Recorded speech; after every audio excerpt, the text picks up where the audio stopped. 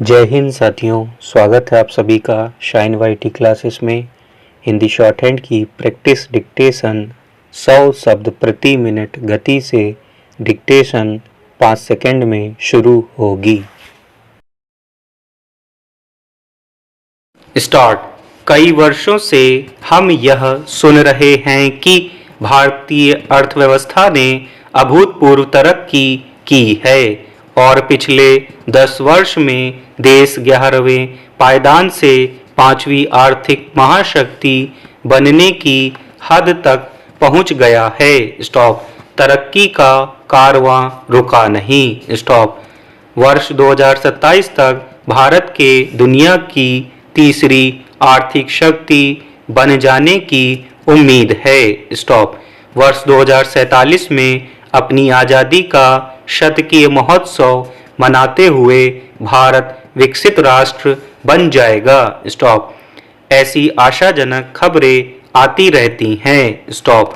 मौजूदा सरकार देश की अर्थव्यवस्था को शिखर पर पहुंचाना चाहती है और इसके लिए वह अपने देश की मौद्रिक और निवेश नीति में एक संतुलन पैदा कर रही है। स्टॉप। यह भी कहा जा रहा है कि पूरी दुनिया के देशों जिनमें अमेरिका चीन और रूस भी शामिल हैं के मुकाबले हमारी आर्थिक विकास दर कम है। स्टॉप।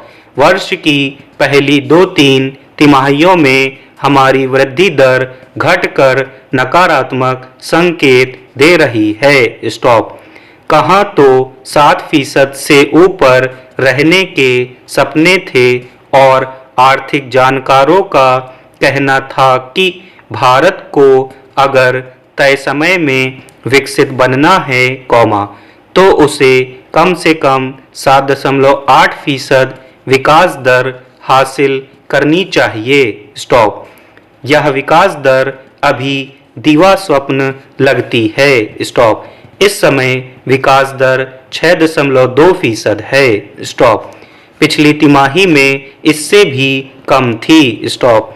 इसीलिए भारत को यह संदेश दिया जा रहा है कि अपनी विकास दर बढ़ाए। स्टॉप।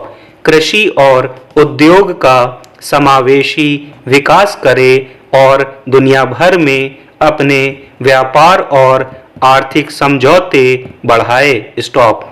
मगर अभी जो आंकड़े हमारे सामने आ रहे हैं वे यह बताते हैं कि द्रुत गति से तरक्की करने की घोषणाओं के बावजूद भारत अचानक आर्थिक गिरावट की राह पर चल निकला है। स्टॉप। कई क्षेत्रों में आर्थिक वृद्धि दर ने खराब प्रदर्शन किया है। स्टॉप। विश्व बैंक कहता है कि भारत को अगर 2047 तक विकसित राष्ट्र बनना है या उच्च आय वाले देशों में शामिल होना है तो हमारे देश की विकास दर 7.8% हो जिसके हम इस समय करीब भी नहीं हैं। स्टॉप। पिछड़े देशों की प्रकृति यह होती है कि वे उजले भविष्य के लिए कोई भी साहसिक कदम नहीं उठा पाते। स्टॉप। इस साल पिछले 6 महीनों में देश के शेयर सूचकांक में भारी गिरावट आई है। स्टॉप। इसके बावजूद स्वप्नजीवी लोग ना तो अपना पैसा वहां से लेने के लिए भगदड़ मचा रहे हैं और ना ही कोई और वैकल्पिक मार्ग तलाश रहे हैं। स्टॉप। सबसे अधिक बंदरबाट तो अमीरों और गरीबों में अंतराल बढ़ जाने से हुई है। स्टॉप।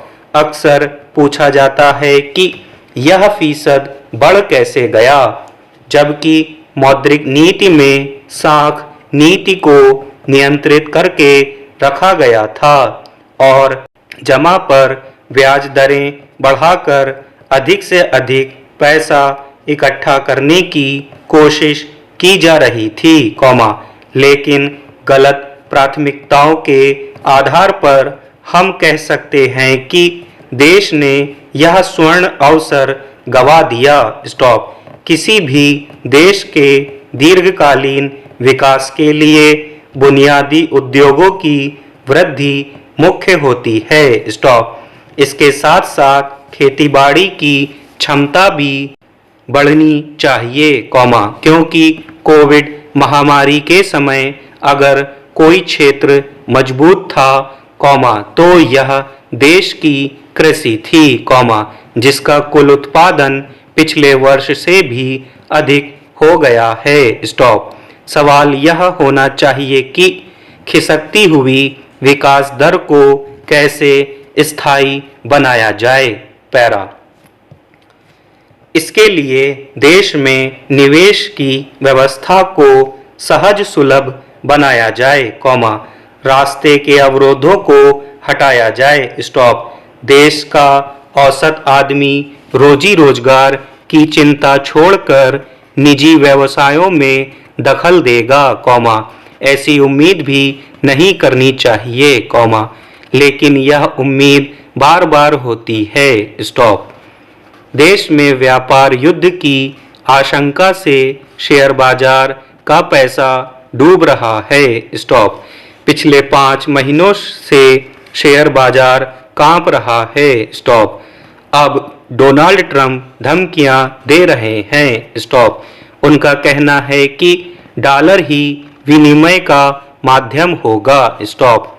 यहाँ तो जिस तरीके से अमेरिकी राष्ट्रपति ने अमेरिका अमेरिकियों के लिए का नारा देकर डॉलर को अनिवार्य मुद्रा बनाने की चेष्टा की है, और तीसरी दुनिया के देशों जिनमें भारत भी शामिल है, से कहा है कि यह शुल्क युद्ध केवल धमकी ही नहीं जैसे को तैसा नीति है। स्टॉप। आप हम पर शुल्क लगाएंगे, तो हम भी ऊंची दरों से आप पर शुल्क लगाने में कसर नहीं छोड़ेंगे। स्टॉप। ऐसा होगा तो तीसरी दुनिया के देशों के लिए अपना अस्तित्व बचा कर रखना कठिन हो जाएगा। स्टॉप। मगर, राजकोषीय घाटा अर्थात सरकारी आमदनी से अधिक खर्च और ही बयान करता है। स्टॉप। डॉलर का मूल्य लगातार बढ़ रहा है। स्टॉप। रुपया विनिमय में कम हो रहा है। स्टॉप। इस प्रकार डॉलर को सर्वशक्तिमान कर देने का सपना अमेरिका देख रहा है। स्टॉप। चाहे भारत उसके कुल व्यापार का 3% से भी अधिक नहीं। स्टॉप। अमेरिका अपने शुल्क बढ़ाने से पीछे नहीं हट रहा है। स्टॉप। नतीजा एक ही होगा कि देश में वृद्धि दर अपेक्षित 8% तक नहीं पहुंच पाएगी, क्योंकि अब शुल्क युद्ध शुरू हो गया है। स्टॉप। इससे महंगे होते आयात और सस्ते हो रहे निर्यात की स्थिति बन गई है। स्टॉप। संभवतः इन महंगे आयातों के कारण सरकार की कीमत नियंत्रण नीति पर असर पड़ा। स्टॉप। वर्ष 2025 के अंत तक देश का घाटा विदेशियों के निरंतर निर्यात के बावजूद लगातार बढ़ता रहेगा। स्टॉप। वास्तविक रूप से राजकोषीय घाटा पिछले वर्ष अप्रैल से लेकर जनवरी की तिमाही में 11,69,542 डॉलर रहा था। स्टॉप। किसी भी देश का व्यापार घाटा उसकी आर्थिक दुर्दशा के बारे में बताता है। स्टॉप। ऐसी हालत में सच्चाई क्या है? सच यही है कि हम अभी तक पर्यटन और सेवा क्षेत्र पर ही ज़्यादा निर्भर कर रहे हैं। स्टॉप। कृषि का विकास उस स्तर पर नहीं हो रहा, जिस स्तर पर भारत जैसे कृषि प्रधान देश में होना चाहिए। स्टॉप। दूसरी ओर, शेयर बाजार कुछ और ही कहानी कह रहे हैं, क्योंकि भारतीय निवेश शर्तों से उदासीन होकर विदेशी निवेशक अपने निवेश की धड़ाधड़ बिकवाली कर रहे हैं। स्टॉप।